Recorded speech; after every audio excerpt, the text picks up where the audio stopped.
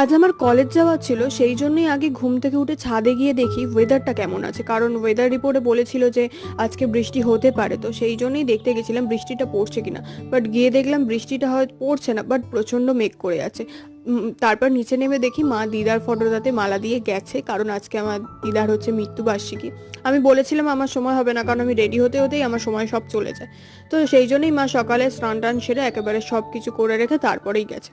তো আমি এখানে তো কলেজে পৌঁছে এলাম, ঠান্ডায় কাঁপতে কাঁপতে এসে একদম অবজারভেশনে বসে পড়েছি। আর আমাদের কলেজে দেখো কি সুন্দর সুন্দর না চাষ করে, কি বলবো। বাট দেখতে পাচ্ছ টিপ টিপ করে বৃষ্টি শুরু হয়ে গেছে অলরেডি। আর আমার বন্ধুত্ব পাগলামো শেষ হয় না, তেজপাতা গাছটাকে হচ্ছে তেজপাতাটা ছিঁড়ে একটা ডাল ছিঁড়েছে, তারপরে আমার জুতোর লেসটাকে নিয়ে বেঁধে ওই করছিল। আর দেখতেই পেলে পুরো চারিদিক হচ্ছে ধোঁয়া ধোঁয়া। যা হোক করে বাড়ি এসে খেতে বসে গেছে। আর আজকে না 1 বছর পর টানা আমি পিঠে খাচ্ছি, আমার মাসি পিঠে পাঠিয়েছিল, সেটাই দারুণ টেস্ট হয়েছিল। তো দেখা হচ্ছে নতুন মিনি ব্লগে, টাটা।